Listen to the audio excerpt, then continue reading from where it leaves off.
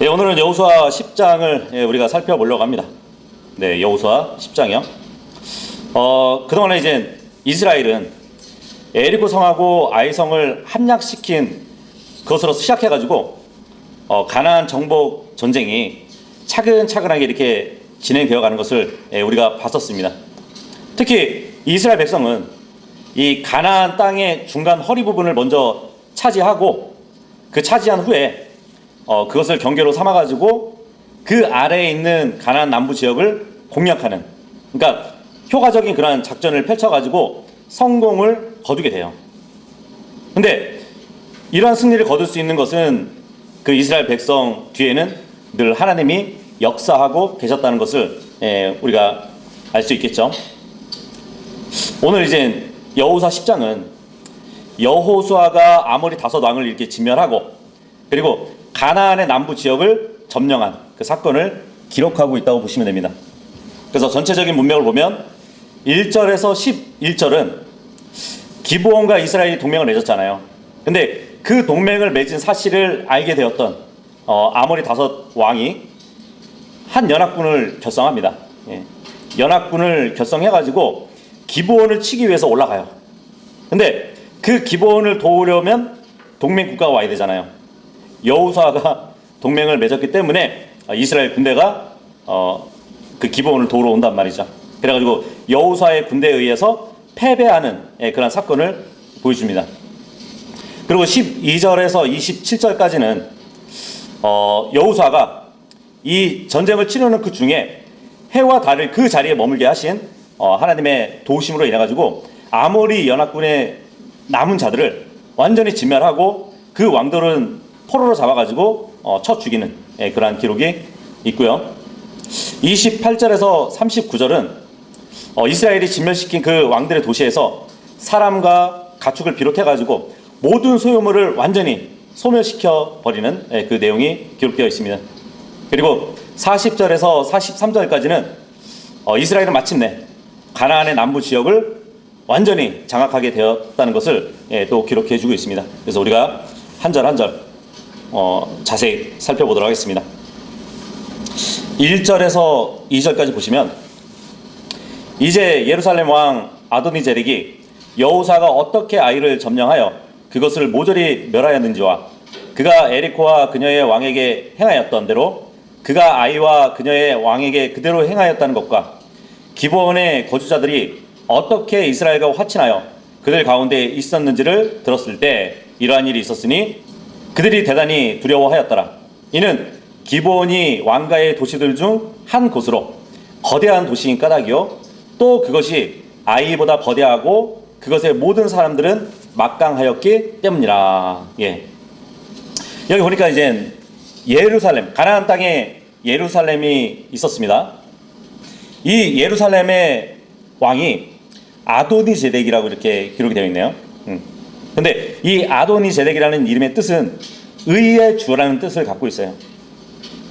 성경에 기록된 이 예루살렘의 첫 번째 왕은 창세기에 등장하죠. 멜기세덱, 다 알고 있겠죠. 근데 이 멜기세덱이라는 이름은 의의 왕이라는 뜻이에요. 근데 오늘 아도니제덱은 의의 주라는 뜻입니다. 어떻게 보면은 이 두 이름이 예수님의 타이틀로 이렇게 불려지는 이름 같지 않나요? 창세기에 나오는 멜기세덱 같은 경우는 이제 왕이면서 제사장이었어요. 그래서 예수 그리스도의 예표가 되는 인물이라고 볼 수도 있습니다. 아니면 예수 그리스도께서 성육신으로 오시기 이전에 천사의 모습을 보여주는 거라고 또 볼 수도 있고요.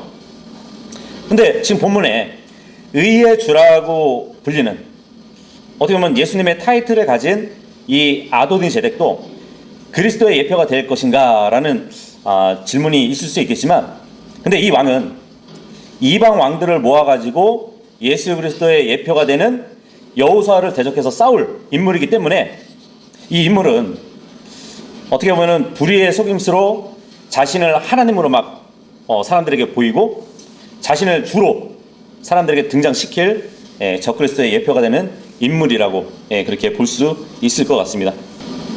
근데 여기 본문을 보니까 그들이 대단히 두려워하였더라 이 말씀을 해주고 있어요. 지금 아도니 제덱 한 인물을 두고 내용이 전개되다가 그들이 대단히 두려워하였다고 이렇게 기록이 되어 있는 거 보면 이 그들이라고 하는 이 사람들은 아도니 제덱을 포함한 3절에 앞으로 나올 다른 왕들을 이렇게 말해주는 것 같아요. 그래서 이스라엘이 에리코 성문뿐만 아니라 아이성까지 함락시키고 더 나아가서 이젠 아이성보다 더 큰 그 성, 강한 민족이었던 기브온과 맹약을 이렇게 체결했다는 그 소식은 가나안 왕들에게는 큰 공포심을 갖게 했을 것이에요. 생각해보세요. 에리코를 치고 아이를 치고 또 베델을 치고 지금 기브온으로 이어지는 이 가나안의 중심부가 이스라엘 군대의 수정에 들어갔다는 거잖아요. 그러니까 가나안의 남북이 완전히 차단되었다고 그렇게 볼 수 있겠죠. 그뿐 아니라 이제 이스라엘의 다음 공격 대상으로는 기브온과 가장 가까운 거리에 있는 한 약 10km 정도에 떨어져 있는 예루살렘이 될 것이라는 그 사실을 암시하고 있다고 볼 수 있겠죠. 그렇지 않아도 5장 1절에 보면요, 예루살렘 왕 이 아도니 제덱은 이스라엘 백성이 요르단을 건넜다는 그 소식을 듣고 큰 두려움에 사로잡혀 있었어요. 그런데 이스라엘의 이러한 계속적인 진격을 듣고 다른 왕들과 동맹을 맺었음에도 불구하고 두려워했다는 것이에요.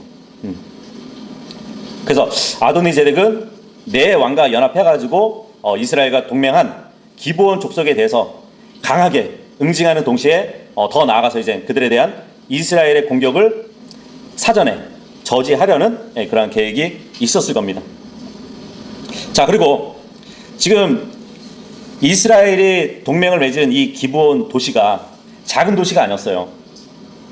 이 본문에 보니까 왕가의 도시들 중 한 곳으로 거대한 도시인 까닭이라 이 말씀을 해주고 있거든요. 이게 보니까 as one of the royal cities라고 되어 있거든요. 여기서 as 뭐뭐 같다라는 말이 정말 이 구절의 기록의 정확성을 나타내는 말이라고 이렇게 볼 수 있거든요. 이 중요한 단어예요. as. 근데 이것을 간과하면 안 돼요. 그러니까 다시 말하면 우리가 보고 있는 이 본문은 왕가의 도시들 중 한 곳으로 이렇게 해버리면 이 기브온 도시도 왕이 다스리는 도시처럼 보여지잖아요. 근데 이 as라는 뭐뭐 같다라는 말이 살아나야 돼요. 그렇게 되면 왕가의 도시들 중에 한 곳과 같은 곳이라고 말씀을 해주고 있는 것이에요. 그러니까 왕가의 도시는 아닌데 왕가의 도시들 중에 한 곳과 같이 거대한 도시이기 때문에 막강한 도시라고 지금 성경은 말씀하고 있는 것입니다. 그러니까 기본이 왕정 체제를 갖춘 성이 아니라는 말이에요. 그러니까 앞서서 우리가 언급을 했었는데 이 도시에는 왕이 없고 어떻게 보면 장로들이 다스리고 있었다고 보는 것이죠. 그래서 9장 11절에 보면 이스라엘과 화친을 맺으려 했던 대사들이 있었잖아요. 그 도시의 장로들이 자신들을 보냈다고 이렇게 말을 하는 것을 우리가 봤단 말이죠. 물론 이제 왕정 국가는 아니었지만 이제 앞으로 이 기브온은 이스라엘의 초대 왕인 사울의 도시가 되기도 합니다. 3절에서 5절까지 보시면 이러한 이유로 예루살렘 왕 아도니 제덱이 헤브론 왕 호암과 야르못 왕 피람과 라키시 왕 야피아와 에글론 왕 드빌에게 사람들을 보내며 이같이 말하였더라. 나에게로 올라와서 나를 도와 우리가 기브온을 칠 수 있게 하라. 이는 기브온이 여호사와 이스라엘 자녀들과 더불어 화친을 맺었기 때문이라. 그러므로 아모리족들의 5 왕들 곧 예루살렘 왕, 헤브론 왕, 야르못 왕, 라키시 왕, 에글론 왕이 자기들끼리 함께 모였으니 그들과 그들의 모든 군대들이 올라가서 기브온 앞에 주둔하였으며 그것을 대적하여 전쟁을 벌였더라. 여기 예루살렘 왕 아도니 제덱은 사람들을 보내가지고 이스라엘과 화친한 그 기브온을 공격하게 되었던 것이에요. 근데 여기 여러 왕들이 등장하는데 이 순서를 보면 헤브론 왕 호암이라는 인물이 등장하죠. 이 헤브론이라는 그 지역은 문자적으로 뭐 합병, 동맹 아니면 연합이라는 의미를 갖고 있습니다. 그리고 이 호암 왕은 뭐 그 이름 뜻이 무엇인지는 알 수 없어요. 근데 헤브론이라는 이 도시는 가나안에서 아주 오래된 지역이라고 보시면 됩니다. 예루살렘 남서쪽 한 40km 정도 지점에 있는데 해발 850m 위에 세워진 도시라고 보시면 돼요. 근데 이 헤브론은 구약 성경 전체에서 이렇게 약 50번 정도 기록이 되는데 그 정도로 이게 중요한 도시라고 볼 수 있겠죠.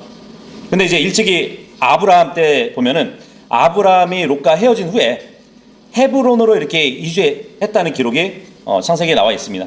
그리고 이제 거기에 이주했다가 아내 사라가 여기 헤브론의 막벨라 굴에 장사를 하는 그 기록도 있죠. 근데 그뿐만 아니죠. 이삭과 리브가도 여기에 장사되었고요. 그리고 야곱이 레아를 이곳에 매장을 했습니다. 그리고 야곱도 나중에 이제 요셉을 통해서 헤브론에 매장이 됩니다. 그래서 하나님께서 아브라함에게 약속하신 땅이잖아요. 근데 그 당시에는 나그네였단 말이죠.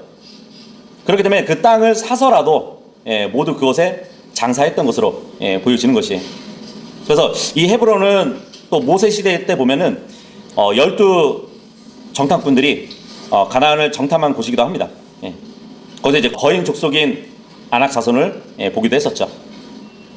그리고 가나안 정복 후에는 이 갈렙에게 유업으로 주어지거든요, 이 땅이. 그리고 이제 나중에는 도피 도시로 이렇게 또 지정이 됩니다. 사람을 과실로 이렇게 죽이면 그 죽은 사람의 복수자에게 쫓기게 되거든요.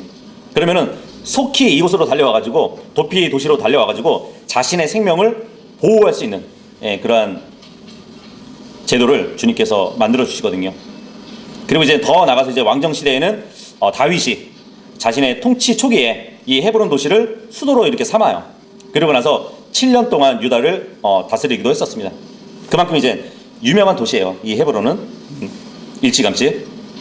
자, 그리고 이제 그 다음에 야르못 왕 피람이라고 나오는데, 왕 피람은 들락이라는 뜻을 의미하는 이름입니다. 근데 이 도시 야르못의 의미는 분명치 않아요. 예루살렘에서 서남쪽으로 한 25km 정도 떨어진 곳인데, 이 여호수아 시대에도 이 도시의 규모가 어느 정도였는지 전혀 알 수 없어요. 근데 이제 가나안 정복 후에는 유다 지파에게 또 유업이 되는 그 땅이라고 보시면 됩니다. 그 다음에 이제 도시의 왕은 라키시 왕 야피아예요. 이 라키시는 정복할 수 없는 또 무적, 이러한 의미를 갖고 있습니다. 굉장히 좀 강했던 도시 같아요. 그리고 이제 그 도시를 다스렸던 야피아 왕은 눈에 띄는 자, 아니면 눈부신 자, 이러한 의미를 갖고 있습니다. 근데 이게 또 그 뜻을 잘 보면 신의 현현을 뜻하는 그 표현이라고 보시면 돼요. 그래서 이 라키시는 예루살렘 남서쪽에 이제 48km 지점에 저지대에 위치한 도시입니다. 나중에 이제 가나안 정복 후에는 유다 지파의 유업이 되는 땅이 됐고요. 그리고 이제 에글론 왕 드빌이 있습니다. 드빌 왕은 신탁을 의미합니다. 그리고 에글론 도시는 구르다라는 뜻을 갖고 있어요. 근데 이것도 가나안 정복 후에는 유다 지파에게 유업으로 주어집니다. 자, 이렇게 해서 이 왕들이 예루살렘 왕 아도니 제덱하고 이렇게 연합을 갖는단 말이죠. 그래서 4절에 보니까 나에게로 올라와서 나를 도와 우리가 기브온을 칠 수 있게 하라, 이렇게 그 왕들을 부르거든요. 근데 여기서 올라오라라는 표현을 보시면 다른 여러 왕들의 도시는 대부분 저지대에 위치하고 있었거든요, 도시들이. 근데 성경에 보면은 예루살렘 하면은 비교적 높은 지대에 있었기 때문에 예루살렘은 지금 맞서고 있는 적에게 가장 가까운 중요한 도시잖아요. 그러다 보니까 그 예루살렘에 모여서 싸우자는 그 표현에서 올라오라는 표현을 쓴단 말이죠. 성경에서 예루살렘으로 향하는 모든 기록들을 보면 다 올라간다는 표현을 씁니다. 이스라엘 백성들이 명절을 지키러 올라가기도 하고요. 자, 그리고 5절에 보니까 아모리 족속들의 5 왕들, 이렇게 기록이 되어 있는데, 이 아모리 족들의 5 왕들이라고 기록이 되어 있습니다. 근데 어떻게 보면 아모리 족속은 이렇게 한 족속을 얘기하는 건데, 가나안의 여러 족속들 중에서 가장 강력한 족속으로 알려져 있어요. 그래서 성경에서 이제 가나안 족속을 통칭하는 말로 아모리족들 이렇게 표현을 합니다. 예루살렘에 사는 주민들은 여부스 사람이라고 성경에 불리기도 했고요. 그리고 헤브론에 사는 그 사람들은 헷 족속 이렇게 불렸습니다. 그리고 기브온 족속은 때로는 이제 휘 사람으로 이렇게 불리기도 했고요. 어쨌든 이 연합 왕들은 아모리족들로 이렇게 불려졌단 말이에요. 그러니까 가나안의 왕들, 다른 표현으로는 아모리족들의 왕들 이렇게 표현을 했다는 것. 이 연합 왕들이 함께 모였다는 그 소식이 또 이스라엘에게 전해졌고, 이스라엘 사람들은 그들과 화친한 기브온을 구하기 위해서 전쟁을 하게 됩니다. 근데 본문에 따르면 이스라엘 백성과 화친하게 된 기브온 사람들을 보면서 하나님의 백성의 편에 선다는 것은 사실 쉬운 일은 아니라고 보거든요. 왜냐하면 이 기브온 사람들은 가나안 중에 있었잖아요. 가나안 땅에 있었는데 가나안 그 왕들과 연합하지 않았어요. 그러니까 가나안을 쳐들어오는 하나님의 백성과 동맹을 맺었잖아요. 가나안 사람들은 그 소식을 듣고 정말 이 변절자라고 아마 이렇게 낙인을 찍었을 거란 말이에요. 아마 기브온 사람들을 가만히 두려워하지 않았을 겁니다. 그래서 지금 응징하려고 함께 모이는 것이거든요. 그럼에도 불구하고 하나님의 백성 이스라엘과 동맹을 맺은 이 기브온 백성들은 참 쉽지 않은 결정을 했던 것이에요. 오늘날도 그렇잖아요. 어떤 사람이 더 이상 세상과 일치하기 싫어서, 더 이상 세상과 일치하지 않기 위해서 하나님의 백성과 한편이 되려고 할 때 그 사람이 이제 주변의 사람들에게 공격을 받게 돼 있어요.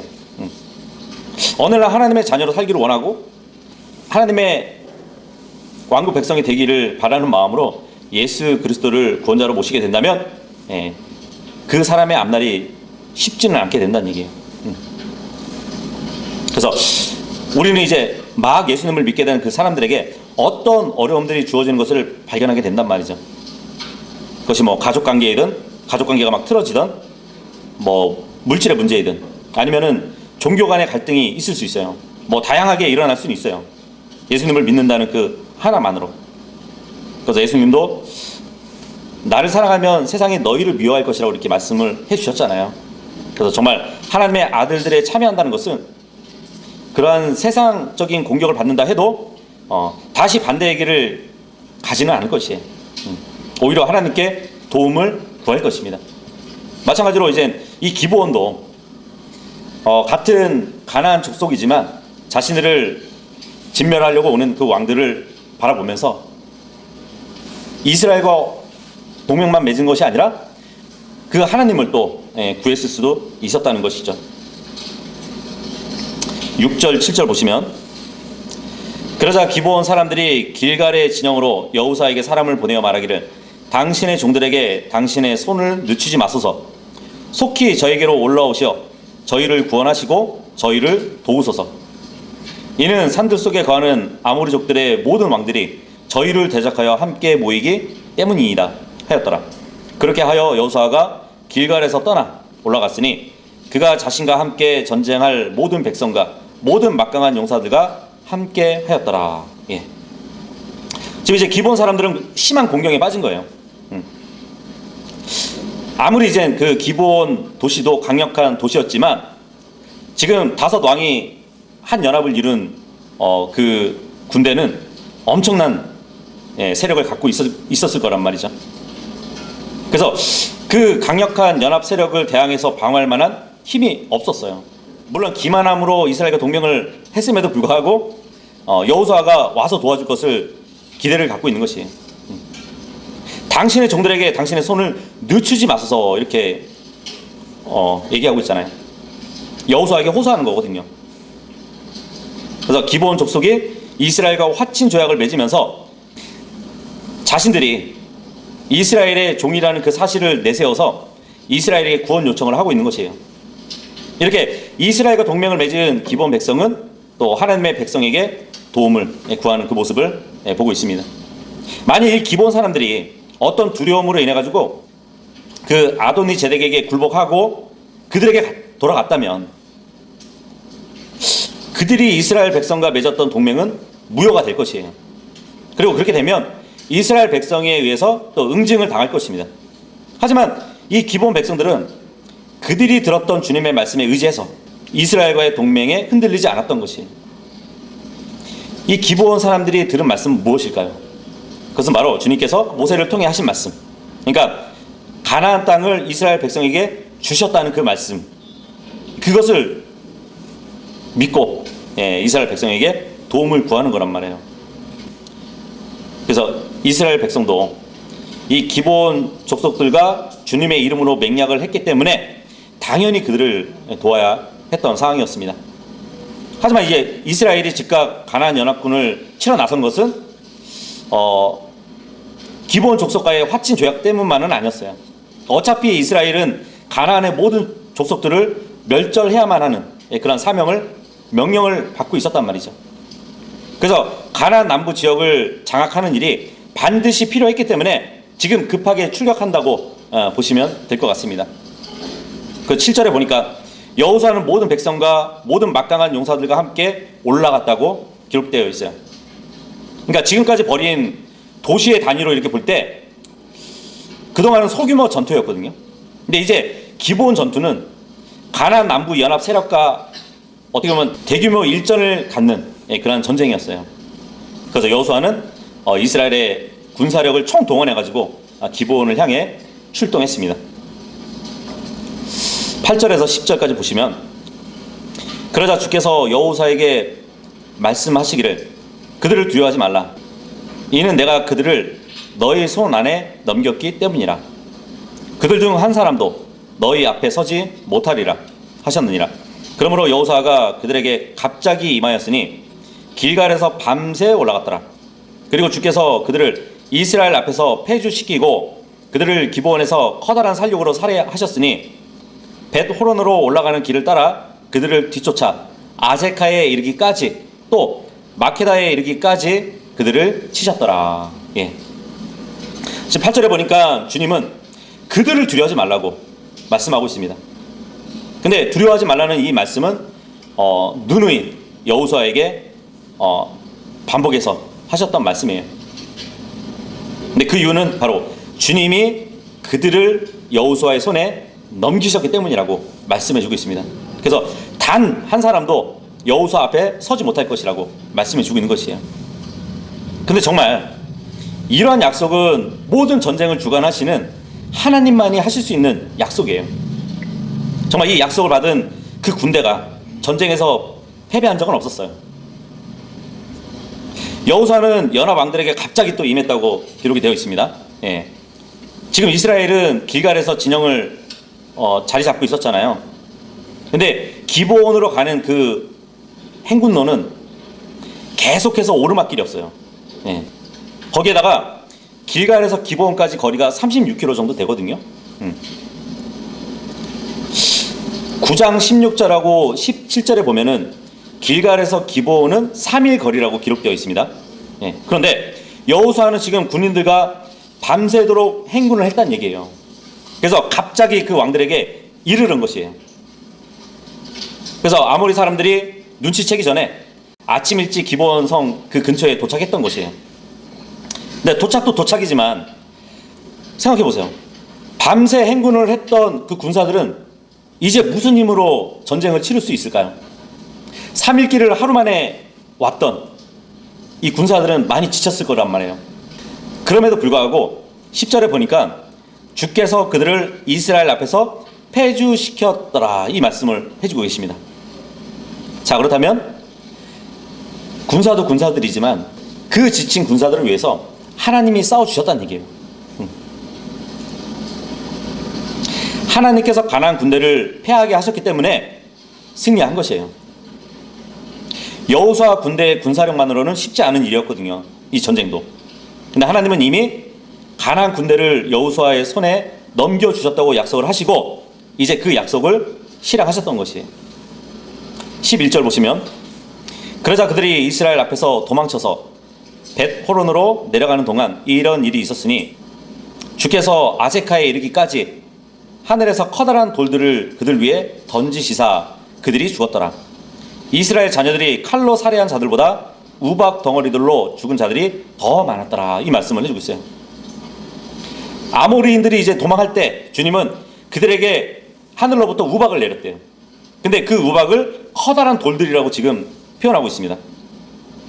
하늘에서 던지신 거예요. 물론 주님은 심판을 위해서 하늘에 우박의 창고를 두고 계신다는 말씀도 해주고 계시거든요. 근데 이 본문에 보니까 그 돌들이 얼마나 큰지 뭐 무게를 기록하지는 않고 있어요. 단지 커다란 돌이라고 말씀을 하고 있습니다. 근데 지금 아모리인들이 도망쳐온 이 지역의 이름이 벳호론이에요. 근데 이 벳호론이라는 뜻이 무슨 뜻이냐면 우묵한 곳이라는 뜻이 있습니다. 아마도 엄청난 군대에게 떨어진 그 커다란 돌들이 그 군대의 수만큼 그것에 떨어졌을 것이에요. 근데 하늘에서 그 크고 무거운 돌이 떨어지면서 군사들의 두개골은 완전히 다 깨졌겠죠. 거기에다가 다시 땅으로 떨어진 그 돌들로 인해서 아마 그 지역이 우묵하게 패이지 않았을까, 그 땅이 우묵한 곳으로 변하지 않았을까, 이렇게 또 추측해 볼 수 있겠습니다. 그리고 주님은 커다란 돌들로 아제카에 이르기까지 연합군대를 쳤다고 합니다. 여기 아제카라는 곳은 골리앗과 필리스타인 군대가 이스라엘과 싸우기 위해서 진을 쳤던 곳이거든요. 골리앗은 다윗에게 죽임을 당했는데 전체 그림을 보면 이것도 예수 그리스도의 재림의 예표라고 볼 수 있겠죠. 중국의 북부에서도 1kg에서 2kg이나 되는 그 우박이 내려가지고 지상에 있는 가축들이 떼죽음을 당했던 그러한 기사도 있거든요. 근데 성경에 보면 대환란 기간에 주님은 1달란트의 무게의 우박을 쏟아 부으실 것이라는 그 말씀을 해주고 있어요. 계시록 16장 21절에 기록해 주고 계시는데 1달란트라면요 어느 정도 무게냐면 대략 50kg의 무게의 돌이 떨어진다는 얘기예요. 여러분들 볼링장 가시면 가장 무거운 볼링공이 16파운드잖아요. 근데 그 16파운드도 7kg 밖에 되지 않아요. 그런데 50kg라면은 거의 7배나 무거운 그 우박이 떨어져서 사람들을 친다고 생각을 해보세요. 엄청난 일이 벌어지는 거겠죠. 12절 13절 보시면 그때 주께서 아모리족들을 이스라엘 자녀들 앞에서 넘겨주셨던 그 당일에 여호사가 주께 고하였으니 그가 이스라엘 목전에서 말하기를 해야 너는 기브온 위에 가만히 서 있으라. 달아 너도 아얄론 골짜기 가운데 가만히 서 있으라 하였더라. 그러자 백성이 그들의 원수들 위에 자신들 스스로 원수를 갚을 때까지 해가 가만히 서 있었고 달이 머물러 있었더라. 이것이 야셀의 책 안에 기록되어 있지 아니하냐. 그렇게 하여 해가 하늘의 한가운데 가만히 서 있고 거의 하루 종일 서둘러 내려가지 아니하였더라. 이 말씀을 해주고 있습니다. 굉장히 큰 표적을 하나님이 보여주신 것을 보는데 주님께 고했다고 합니다. 여호수아가 해야 너는 기브온 위에 가만히 서 있으라. 그러니까 이 말은 기브온 전투 중에서 어떻게 보면은 밝은 낮이 연장되기를 바라던 여호수아가 하나님께 드린 기도의 내용이라고 볼 수 있겠어요. 그 기도의 응답으로 해가 정말 가만히 서 있다고 말씀을 해주고 있습니다. 근데 이 사실을 두고 학자들은 다양한 해석을 해요. 어떤 분들은 단순히 여호수아가 자신의 군대에게 힘을 더해달라고 호소한 것인데 하나님께서 이스라엘 군대에게 힘을 주셔가지고 하루 온종일 싸워 이길 것을 반나절 만에 승리하게 하셨다고, 그 사실을 시적으로 표현한 것이다, 이렇게 얘기하시는 분들이 있어요. 이것은 시적인 표현이지 문자적으로 정말 해가 머물렀다는 것은 아니라는 것이에요. 또 어떤 분들은 이제 이 말은 단순히 여호수아가 태양의 뜨거운 열기를 멈추게 해달라고 호소한 것이지, 또 그 기도에 따라서 하나님이 뜨거운 태양의 열기를 잠시 구름으로 이렇게 덮으셔가지고 여호수아 군대의 싸움을 어렵지 않게 하도록 도와주셨다, 그렇게 또 해석하시는 분들이 있고요. 어떤 분들은 이 해가 머물렀다는 이 기적은 실제는 해가 졌지만 단순히 이 빛의 굴절로 인해 가지고 빛의 굴절 현상으로 인해 가지고 마치 해가 머물고 있는 것처럼 낮이 좀 길어져서 전쟁터를 환하게 비춘 그 사건을 의미할 뿐이라고 말을 하시는 분들도 있어요. 근데 이렇게 주장하는 학자들은요, 성경을 문자적으로 믿지 않는 결과를 얘기할 뿐이에요. 왜냐하면은 과학적으로 따지잖아요. 그러면 태양 중심에 있는 이 지구가 자전을 한단 말이에요. 근데 이 자전이 갑자기 멈춰버리면 어떠한 일이 일어날까요? 지구의 자전이 멈춰버리면요, 엄청난 일이 있을 건데 성경은 그것을 말하는 것이 아니라고 하는 것이에요. 비과학적이니까. 과학자들은 이 지구가 자전하는 속도가 1670km의 속도로 움직이고 있다고 주장을 하거든요. 근데 1670km의 속도로 자전을 하고 있는 그 지구가 갑자기 자전을 멈추면요, 사람을 포함해가지고 자동차, 건물들이 시속 1670km에 가까운 속도로 동쪽을 향해서 날아가게 된대요. 그리고 바다는요, 바람과 함께 지구의 모든 것을 한 번 더 쓸어버리게 될 것이라고 그렇게 얘기를 합니다. 지구의 자전이 멈춰버리면 이러한 현상이 일어나는데, 여기서 해가 멈췄다는 것은 지구의 자전도 멈췄다는 것은 아니라고 그렇게 말을 하고 있는 것이에요. 근데 성경은 분명히 해가 가만히 서 있었다고 합니다. 문자 그대로 서 있었던 것이에요. 상상력을 동원할 만큼 어렵지 않은 구절입니다. 그래서 우리는 거짓되게 불리는 그 과학의 반론들을 피하고 정말 이 땅은 움직이지 않고 하늘의 천체만 움직인다는 것을 알아야 돼요.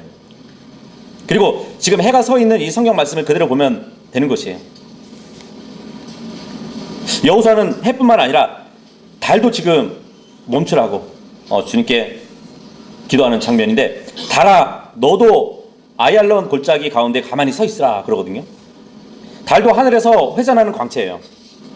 주님이 그 또한 멈추게 하신 거예요. 그리고 이 내용이 야살의 책에 기록되어 있다고 합니다. 야살의 책, 이 야살의 책은 사무엘하 1장 18절에 보면은 유다 자녀들에게 활 사용법을 가르치는 그 내용이 또 기록되어 있는 책이라고 말씀해주고 있는데, 이 야살의 책은 의로운 자의 책이라고 이렇게 불려지는 책입니다. 그러니까 이스라엘 역사상 의로운 자들의 행실이 적혀 있는 책이라고 이렇게 알려져 있습니다. 물론 이 책은 지금 전해지지 않았지만 이스라엘 역사 속에서 여러 시대를 거쳐서 기록되고 전해져 내려왔기 때문에 이스라엘 사람들은 잘 알고 있는 내용이라고 해요. 하지만 이제 정경에 포함되지 않는 책입니다. 구약에 보면요, 주의 전쟁의 책, 아니면 예언자 스마야의 책, 하나니의 아들 에후의 책, 나단의 책, 솔로몬의 행적의 책, 이스라엘과 유다 역대서, 그리고 신약에 와서는 라오디케아에서 온 편지, 이런 문헌들이 여러 등장을 해요. 물론 지금은 잃어버린 책들이지만 성경에 기록되어 있는 책들입니다. 하지만 그 책 자체가 성경은 아니라는 것이에요. 물론 야살의 책에 기록되어 있다는 그 역사의 증언도 중요하지만 본문의 문맥은 예수 그리스도께서 나중에 권능을 가지고 이 땅에 내려오실 때 그 일어날 일을 지금 예언적으로 보여준다고 보시면 될 것 같아요. 그래서 우리가 예언서 하박국을 보시면 이런 말씀이 있습니다. 하박국 3장 11절에 보면 해와 달이 그들의 거처 안에서 그대로 서 있었나니 당신의 화살들의 빛에 그것들이 같고 당신의 번쩍이는 창의 번쩍임에 그것들이 같나이다. 이 말씀을 해주고 있어요. 해와 달이 자신들의 거처 안에서 그대로 서 있었대요.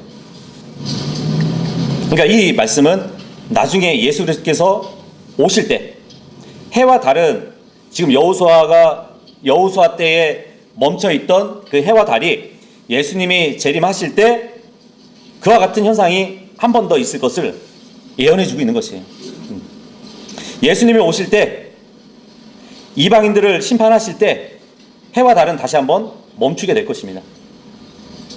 그래서 이 하박국 3장을 다 보면 예수님의 재림을 다루는 문맥이에요.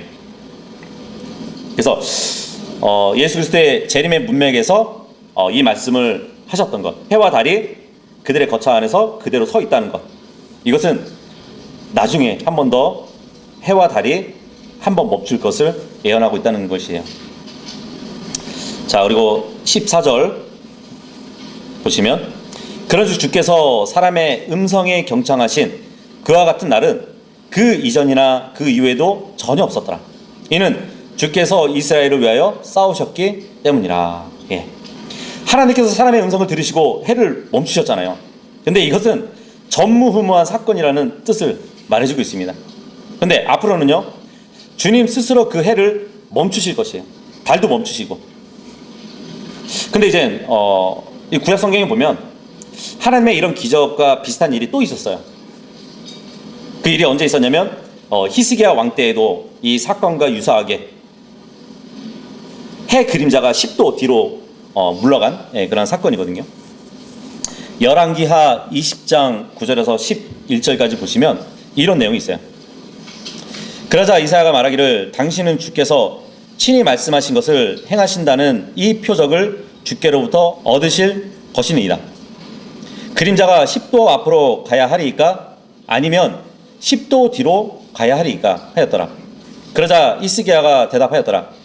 그림자가 10도 내려가는 것은 쉬운 것이니이다.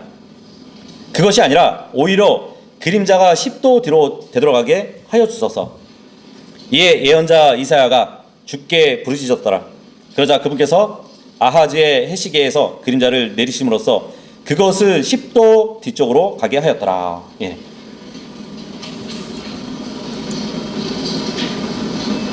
우리가 일반적으로 해시계를 보면 그 그림자는 해가 앞으로 나아가니까 조금씩 그림자도 앞으로 이렇게 나아가는 그 모습을 보게 되거든요. 근데 지금 히스기야 왕 때에 주님께서 이 히스기야의 생명을 연장시켜 주거든요. 근데 그 약속을 해주시는 하나님이 표적을 보여주셔요. 그 표적이 뭐냐면 앞으로 가던 해가 뒤로 도는 거예요. 생각해보세요. 조금씩 앞으로 가던 해가 갑자기 뒤로 움직인다면 가장 놀랄만한 사건이 될 것이에요. 그죠? 근데 히스기야는 이러한 표적을 택했습니다. 우리가 조금 전에 시속 1670km의 속도로 움직이고 있는 이 지구가 갑자기 멈춰도 엄청난 일이 일어나는데 1670km의 속도로 움직이고 있는 이 지구가 갑자기 반대로 돌면 어떻게 될까요? 어떤 과학의 이론으로는 불가능한 일을 주님이 하시는 것이에요. 사실 이것도 땅 위에서 회전하는 그 해로 인해서 그림자도 회전을 하는데 뒤로 돌아간 그 해를 따라서 그림자도 뒤로 돌아갔다고 그렇게 이해하시면 돼요. 10도 정도 돌아갔다는 것은 시간으로 볼 때 40분 정도 뒤로 갔다는 얘기거든요. 이렇게 해서 해와 달이 멈추고 다시 해가 10도 뒤로 물러간 이 기적으로 인해 가지고 우리는 잃어버린 하루를 찾을 수 있어요. 보통 이제 미싱 데이라고 하는데 24시간이 없어졌는데 그것을 성경에서 우리가 찾아볼 수 있다는 것이에요. 계산을 해보면 우리가 본 여호수아 이 기록에서 12절에 보니까 기브온에서 해가 섰다가 이제 조금씩 내려가는데 13절에 보니까 거의 하루 종일 서둘러 내려가지 않아야했다고 이렇게 기록이 되어 있어요. 그러니까 해가 계속 멈춰 있지는 않고 천천히 돌아갔다는 것을 말하고 있는 것이에요. 거의 하루 종일. 그리고 히스기야 해시계의 그림자도 10도 뒤로 돌아간 것을 40분이라고 이렇게 본다면 거의 하루 종일 내려간 그 해는 23시간 20분 정도라고 볼 수 있을 것 같아요. 어쨌든 오늘 이렇게 살펴본 이 말씀을 봤을 때 여호수아가 이끄는 이스라엘 군대가 이 아모리 다섯 왕의 연합군을 격파하고 또 승리한 것은 하나님의 기적을 통한 간섭이었기 때문이에요. 물론 이제 발빠른 소수 정예를 이용한 기습 작전도 승리의 요소가 되었을 겁니다. 하지만 정말 3일길을 하루길로 이렇게 온 백성들은 매우 지쳐 있었을 텐데 그들을 위해서 하나님이 싸우셨기 때문에 큰 승리를 거둘 수 있었던 것이에요.